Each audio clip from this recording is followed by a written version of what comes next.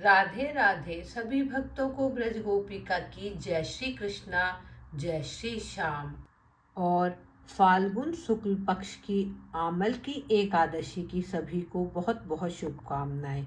आज हम आमल की एकादशी की कथा का महात्म श्रवण करेंगे, तो आइए शुरू करते हैं। फाल्गुन शुक्ल पक्ष की आमल की एकादशी का महात्म। युधिष्ठिर ने कहा, श्री कृष्ण, मैंने विजया एकादशी का महात्म तथा उसका फल देने वाला महात्म सुना। अब आप फाल्गुन शुक्ल पक्ष की एकादशी का नाम तथा महत्व बताने की कृपा कीजिए। भगवान श्री कृष्ण बोले, हे महाभाग धर्म नंदन, सुनो, तुम्हें इस समय वह प्रसंग सुनाता हूँ जिसे राजा मानधाता के पूछने पर महात्मा वशिष्ठ ने कहा था। फाल्गुन के शुक्ल पक्ष की एकादशी का नाम आमल की है। इसका पवित्र व्रत विष्णु लोक की प्राप्ति कराने वाला है। मानधाता ने पूछा, धृतश्रेष्ठ, यह आमल की कब उत्पन्न हुई, मुझे बताइए। वशिष्ठ ने कहा, महाभाग सुनो, पृथ्वी पर आमल की उत्पत्ति किस प्रकार हुई यह बताता हूँ। आमल यानी आंवले की महान जो वृक्ष है वह सब पापों का नाश करने वाला है।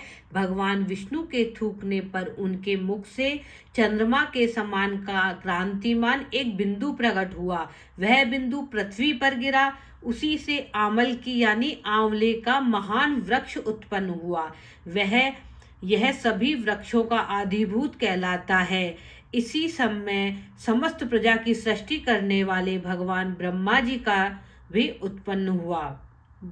को भी उत्पन्न किया। उन्हीं से इन प्रजाओं की सृष्टि हुई। देवता, दानव, गंधर्व, यक्ष, राक्षस, नाग तथा निर्मल अंतकरण वाले महर्षियों का भी ब्रह्मा जी ने जन्म दिया। उनमें से देवता और ऋषि उस स्थान पर आए जहाँ विष्णु प्रिया आंबलकी का वृक्ष था। महाभाग, उसे देखकर देवताओं को बड़ा विस्मय हुआ। वे एक दूसरे पर दृष्टिपात करते हुए उत्कंठा पूर्वक उस वृक्ष की ओर देखने लगे और खड़े खड़े सोचने लगे कि लक्ष्य पाकर आदि वृक्ष तो पूर्व कल्प की ही भांति है। सब के सब हमारे परिचित हैं सारे वृक्ष, किंतु इस वृक्ष को हम भली भांति नहीं जानते। उन्हें इस प्रकार चिंता करते देख आकाशवाणी हुई, महर्षियों, यह सर्वश्रेष्ठ आमलकी का वृक्ष है जो विष्णु जी को प्रिय है। इसके स्मरण मात्र से गोदान का फल मिलता है। स्पर्श करने से इससे दूना तथा फल भक्षण करने से तिगुना पुण्य प्राप्त होता है। इसलिए सदा प्रयत्न पूर्वक आमलकी का सेवन करना चाहिए। यह सब पापों को हरने वाला वैष्णव वृक्ष कहलाता है। इसके मूल में विष्णु जी, उसके ऊपर ब्रह्मा, स्कंद में परमेश्वर भगवान रुद्र और शाखाओं में मुनि, टहनियों में देवता, पत्तों में वसु, फूलों में मरुदगण तथा फलों में समस्त प्रजापति वास करते हैं। आमल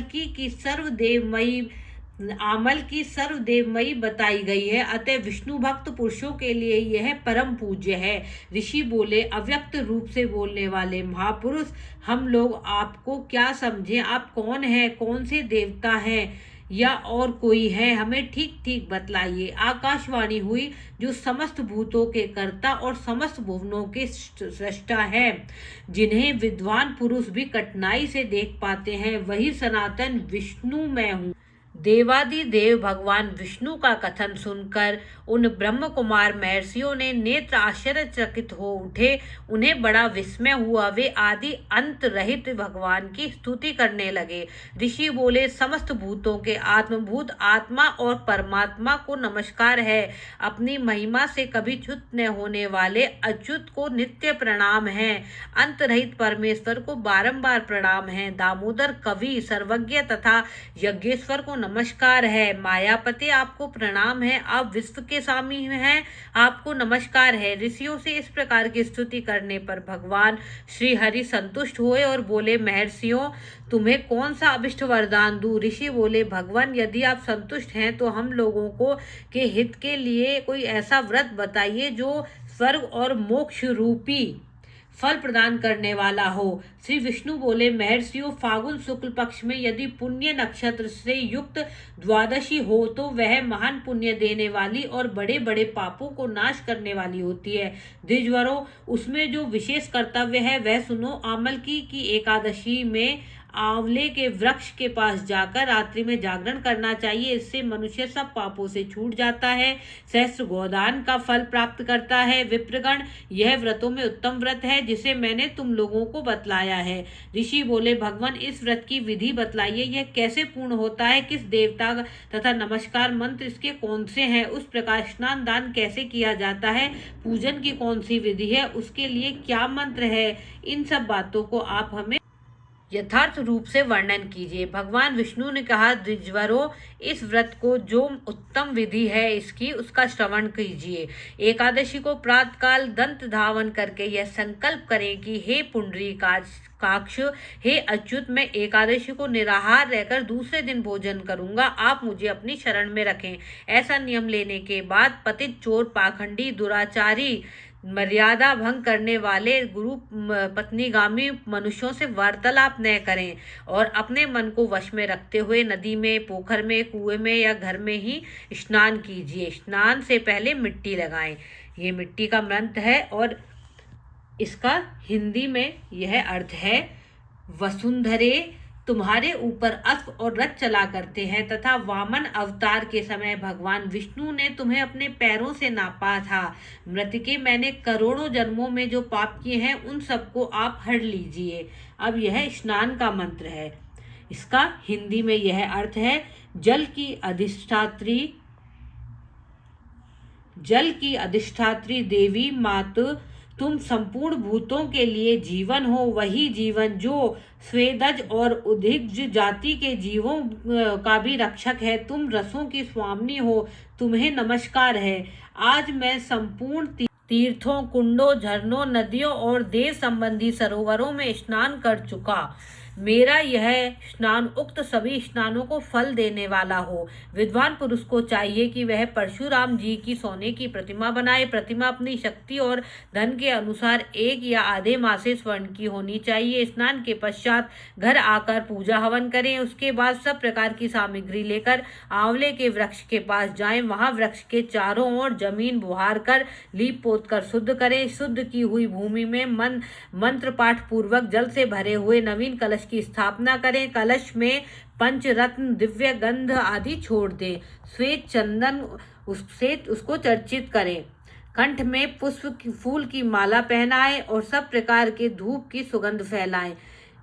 जलते हुए दीपों की श्रेणी सजाकर रखें। तात्पर्य यह है कि सब ओर से सुंदर और मनोहर दृश्य उपस्थित करें। पूजा के लिए नवीन छाता, जूता, वस्त्र भी मंगाकर रखें। कलश के ऊपर एक पात्र रखकर उसमें खीलों से भर दें। फिर उसके ऊपर परशुराम जी की स्थापना करें। विशोकाय नमः कहकर चरणों की, विश्वरूपणे नमः कहकर घुटनों की, उग्राय नमः से जांघों की, दामोदराय नमः से कटिभाग की, पद्मनाभाय नमः से उदर की, श्री वत्स धारणे नमः से वक्षस्थल की, चक्रणे नमः से बाएं बाह की, गदने नमः से दाहिने बाह की, बैकुंठाय नमः से कंठ की, यज्ञमुक्षाय नमः से मुख की, विशोक निधे नमः से नासिका की, वासुदेवाय नमः से नेत्रों की, वामनाय नमः से ललाट की, सर्वात्मने नमः से संपूर्ण अंगों और मस्तक की पूजा करें। ये ही पूजा के मंत्र हैं। तदंतर भक्ति युक्त चित्त से शुद्ध फल के द्वारा देव देवेश्वर परशुराम जी को अर्घ्य प्रदान करें। यह अर्घ्य का मंत्र है, नमस्ते देव देवेश जामदग्ने नमोस्तुते, हे ग्रहणाध्यर्मिमं सत्य मामलाक्या युत हरे। देव देवेश्वर जमदाग्नि नंदन श्री विष्णु स्वरूप परशुराम जी, आपको नमस्कार है। नमस्कार है। आंवले के फल के साथ दिया हुआ मेरा अर्घ्य आप ग्रहण कीजिए। तदंतर भक्ति युक्त चित्त से जागरण करें। नृत्य, संगीत व धार्मिक उपाख्यान आदि श्री विष्णु संबंधिनी कथा वार्ता आदि से रात्रि व्यतीत करें। उसके बाद भगवान विष्णु का नाम लेकर आंवल के वृक्ष की परिक्रमा 108 लगाएं या 28 लगाएं। फिर सवेरा होने पर श्री हरि की आरती करें। ब्राह्मण की पूजा करके वहां की सब सामग्री उसे निवेदन करें, उसको दें।